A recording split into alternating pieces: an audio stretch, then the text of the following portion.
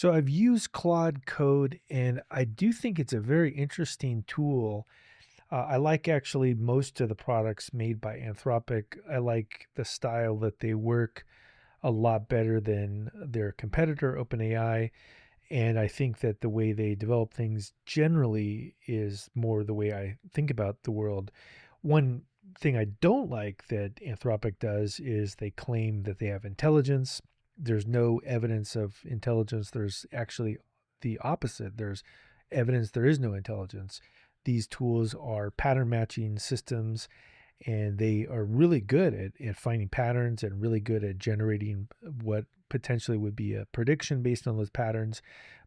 It would be better to call these things maybe data mining tools, or generative search tools, or some kind of a tool that allows you to find really interesting patterns that are really useful, like a useful data mining tool, but it is absolutely not intelligent. So that's the one thing that's really annoying about using things from Anthropic, as they talk about this is a more intelligent model. It would be better if they used something that wasn't a straight up lie and said this is a really good uh, pattern matching tool, or this has increased pattern matching accuracy, right? That would be a better way to think about it. So that's just my rant to start with, but let's talk about what it's actually good about.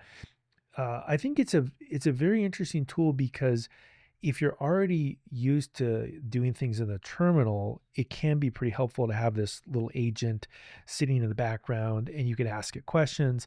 And especially if you're an expert. So if you have decades of experience in software engineering, then these kinds of tools really are super helpful for you. Because, for example, let's say I want to build out a makefile command. I can just ask the assistant to extend it, and I don't have to worry about getting all the syntax, which is really kind of finicky with Makefile Perfect. It could help me with that. Or I can say, hey, I want to build a test for this. And because it has the context already built in, it is actually pretty helpful in terms of giving you different insights than having something that's doing autocomplete. So I think the autocomplete style of coding is really, I think, not that helpful. And I think that's probably the best way to put it, is that the autocomplete is really has an interface problem where the terminal or the agent based coding assistant is a lot more interesting. And this is where I'll take a second to get into what I think is the primary problem that's going to blow up in a lot of these companies' faces, is that the user interfaces that they've built have been too optimistic or too anthropomorphic. And the result is that they're convincing people they're more competent than they are, or the solution is more competent than they are, if instead they made it less about a person and more about a like a report. I think that would be a long-term better strategy. But if we get into some of the comparisons to existing tools, I think it's a little more of a comparison to something like Datadog or New Relic, where it's this incremental productivity improvement. It's not a paradigm shift. It's something where yes, there's some useful things you can generate, like, hey, generate a README file, or hey, build a test for this. But you have to watch what's happening. You are in control, and the devil is in the details here. And what's really useful about a tool like this is if you are an expert, you can be very thoughtful and say, I want you to do this, or oh, don't do that. Let's revert that. We don't want you to do this. Where the real danger lies in is thinking that this has any form of intelligence and letting it kind of run wild. But the capabilities that are very interesting is because if we think about the tools, again, not as intelligent, but as pattern matching systems or data mining tools, it's a great way to explore a code base. Like, hey, can you tell me about this and this and this pattern? So again, who's asking the question, right? The intelligence is coming from the human, but you're asking specifically for patterns, and it can convert the natural language into the right query. Likewise, you can work on multiple files, which is also super helpful. you can do some things like, hey, check in my code for me. So it has the ability to execute code. So that is helpful, right? But again, the intelligence is coming from the human. So it's almost like a combination of pattern matching tools combined with the traditional CI/CD tools. So I could say an agent is really like a CI/CD system, like a build server, which I've got a lot of experience with, combined with data mining tools, and that's helpful, right? Like, hey, we've already had agents like New Relic that can find insights. We've already had CI/CD capabilities.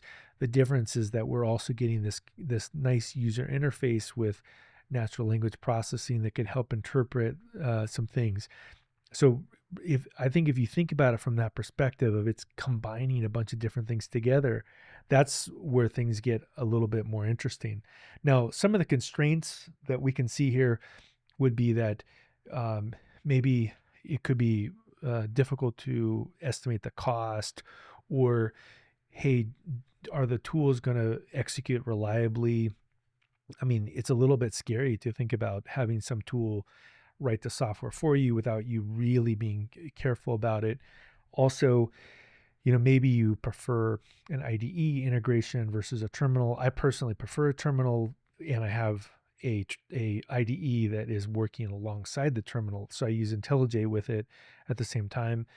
But some of the things that it's actually really good at are test-driven development, refactoring legacy code. I think that's a really good way to look at things like, hey, this code is maybe using non modern JavaScript, and I want to convert it to the newest form of TypeScript, and I want you to do this conversion for me and then write a test, right? That would be a good one. Or hey, let's look at the whole context for the project, and I want you to improve this particular component of documentation. I think that's a good place. Debugging, doing things that are tedious work like Git operations, API work.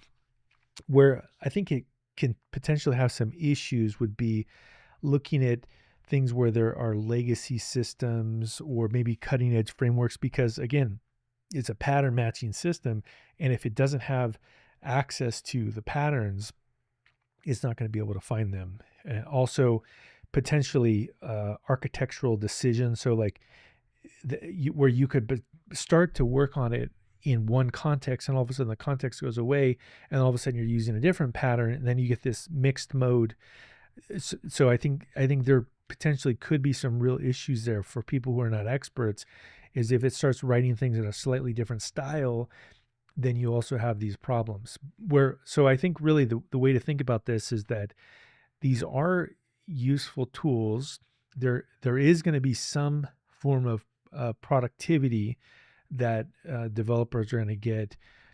You could do things faster, but a lot of it is going to be around how much experience somebody has. What is their thought process? Are they a critical thinker?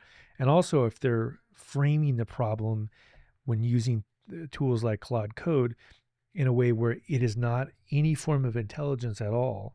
It's a tool that can find patterns and also understand human language so that it can write the query for you. Where the understanding comes in is converting human language to text, not having intelligence. So the user interface really is this, I think, false positive that fools people into thinking that the tool is infallible, when in fact it's very fallible. I've seen, even with my experience with Claude Code, it giving me suggestions, for example, that would be catastrophic to a production workload. And I have to say, nope, we're not doing that. So just because I caught it and it didn't destroy the system, I think that's a really interesting point to maybe close on, is to say, if you're so intelligent, why would you be recommending something that would destroy an entire production environment? Well, because you have no intelligence. So I think it's really a disservice for an interesting new technology that has incremental improvements to claim that it has any form of intelligence at all. It's better to think of it as like, hey, supercharge your productivity with increased pattern matching tools, or supercharge your development with data mining tools. That's a more accurate statement. But It's absolutely not the case of agents having the ability to have any form of consciousness or comprehension of what's happening. And if you think about it in terms of it's a useful incremental automation that could potentially increase your productivity, but you have to watch it like a hawk. I think that's a reasonably realistic way to think about Claude Code. I do think it's useful. I do use it, but you also have to be careful to not think it can do more than it can actually do.